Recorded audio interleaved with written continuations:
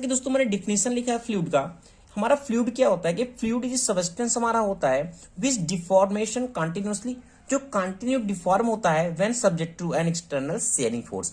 जब उसमें हम क्या करते हैं, कोई एक्सटर्नल बाहर से क्या करते हैं, शेयरिंग फोर्स को अप्लाइड करते हैं। ठीक है, आपको समझ में आ गया कहने का मतलब क्या है। फ्लूइड हमारी दोस्तों एक ऐसी प्रॉपर्टी रखता है, जैसे कि हमारे बॉडी में क्या है, फ्लूइड है, हम क्या कर रहे हैं, इसमें एक्सटर्नल फोर्स लगा रहे हैं या फिर कोई भी शेयरिंग फोर्स लगा रहे हैं, तो इसमें क्या होता है, कंटिन्यू डिफॉर्मेशन होता रहता है। ये बॉडी की गति फ्लूइड की गति चेंज होती रहती है। ठीक है, इसमें कंटिन्यू डिफॉर्मेशन होता है, यह हमारा कहलाता है फ्लूइड। हम दोस्तों बहुत शार्ट में बात करेंगे ताकि आपके एग्जाम में जितने भी यूनिट है कंप्लीट हो जाए टाइम टू टाइम। ओके दोस्तों, नेक्स्ट हमारा दोस्तों जो टॉपिक है आपके इसमें वह है न्यूटन लॉ ऑफ विस्कोसिटी। कि न्यूटन लॉ ऑफ विस्कोसिटी क्या होती है।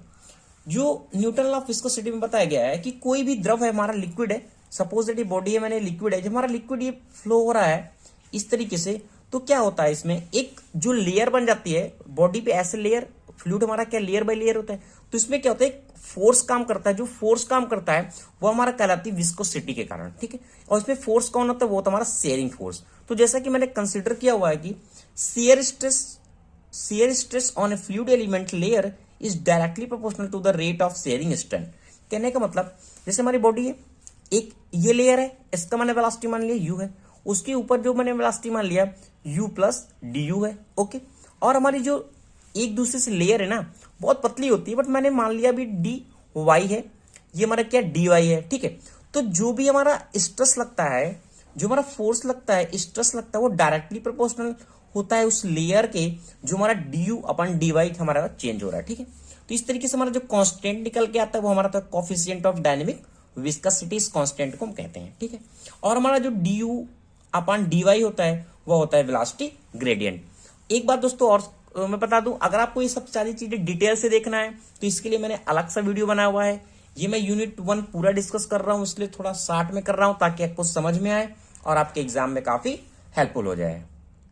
नेक्स्ट हम बात करते हैं फिजिकल प्रॉपर्टी ऑफ फ्लूइड की। आपके एग्जाम में सीधे पूछा जाएगा कि फिजिकल प्रॉपर्टी या फ्लूइड की फिजिकल प्रॉपर्टी बताइए। तो फिजिकल प्रॉपर्टी कुछ फ्लूइड की प्रॉपर्टी है, जैसा कि डेंसिटी है, या फिर हम डेंसिटी को मास डेंसिटी भी कहते हैं। जैसा कि डेंसिटी क्या होती है, D equal to m upon v, mass पर यूनिट वॉल्यूम, हमारा ये m क्या है, मास है, v क्या है, वॉल्यूम है। जो हमारी फ्लूइड की प्रॉपर्टी होती है उसे हम कहते हैं मास पर unit volume at a standard temperature और प्रेशर पे। स्टैंडर्ड टेम्परेचर और प्रेशर पे जो हमारा डी और डेंसिटी होता है वो मास अपन वॉल्यूम होता है फ्लूइड के लिए। तो ये एक हमारी प्रॉपर्टी होती है, इस तरीके से हमें प्रॉपर्टी को क्या करना है, दिखाना है डिफिनीशन लिख के। ठीक है, तो एम हमारा क्या है, केजी होता है, और वी हमारा क्या वॉल्यूम होता है, इसे मीटर क्यूब, तो यूनिट इसलिए हमारी हो जाएगी केजी पर मीटर क्यूब। ये होगी डेंसिटी या फिर हमसे कहते हैं मास डेंसिटी। नेक्स्ट दोस्तों जो हमारी प्रॉपर्टी है उसे हम कहते हैं वेट डेंसिटी। जैसा कि हमने इसके पहले देखा, क्या देखा था डेंसिटी के बारे में, तो हमारी जो वेट डेंसिटी होती है वो होता है वेट पर यूनिट वॉल्यूम। किसी भी फ्लूइड का जो भी हमारा फ्लो हो रहा है, अगर हमें वेट डेंसिटी को फाइंड करना है तो वेट का और उसके वॉल्यूम का डिवाइड कर दे तो हमें पता चलेगा कि वेट डेंसिटी हमारी क्या होती है। ओके, तो वेट हमारा क्या हो गया, mg हो गया, वॉल्यूम हमारा क्या होगा, v होगा। अब mg एक हमारा क्या न्यूटन है, न्यूटन प्रति मीटर क्यूब। अब देखो हमें अभी पढ़ा था जो हमारी डेंसिटी होती है d इक्वल टू क्या होती है, m अपॉन v होती है रो। तो इस तरीके से m अपॉन v को मैंने रो से डिनोट किया और ये g हो गया रो और g, यानी वेट डेंसिटी को हम इस तरीके से डिफाइन कर सकते हैं, रो डेंसिटी इंटू जो हमारा ग्रेविटी है, स्पेसिफिक ग्रेविटी, g हमारे क्या स्पेसिफिक ग्रेविटी है, तो हो गई वेट डेंसिटी। नेक्स्ट हमारा क्या होता है, स्पेसिफिक वॉल्यूम। स्पेसिफिक वॉल्यूम क्या होता है, the reciprocal of the density. Reciprocal of density का मतलब क्या है, जो हमारी स्पेसिफिक वॉल्यूम से ये मैंने v से कंसिडर किया हुआ है, v अपॉन m। हमें पता था, अभी हमने पढ़ा था रो इक्वल टू क्या पढ़ा था, m अपॉन v। अब हमारा यह क्या है, यहाँ उल्टा है, जस्ट उल्टा है, यानी अगर हम इसको रेसिप्रोकल में करें 1 अपॉन रो तो हमें पता चलेगा हमारी स्पेसिफिक वॉल्यूम क्या है। तो स्पेसिफिक वॉल्यूम क्या होता है, वॉल्यूम अपॉन मास। ओके, क्या होता है, volume upon mass.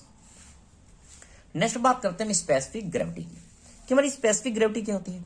Specific gravity क्या होती है, जो हमारी स्पेसिफिक ग्रेविटी यह डिफाइन करती है कि स्पेसिफिक वेट एट ए गिवन फ्लूइड, जो हमारा फ्लूइड है, कोई भी हमारा फ्लूइड है, उसका स्पेसिफिक वेट हमारा जो फाइंड करते हैं वह कितना है, और उसका एक्चुअल स्टैंडर्ड फ्लूइड का स्पेसिफिक वेट क्या है। जैसे हमें पता है स्टैंडर्ड में हम क्या करते हैं 4 डिग्री सेल्सियस को कंसीडर करते हैं, इस तरीके से हम डिफाइन करते हैं स्पेसिफिक ग्रेविटी को।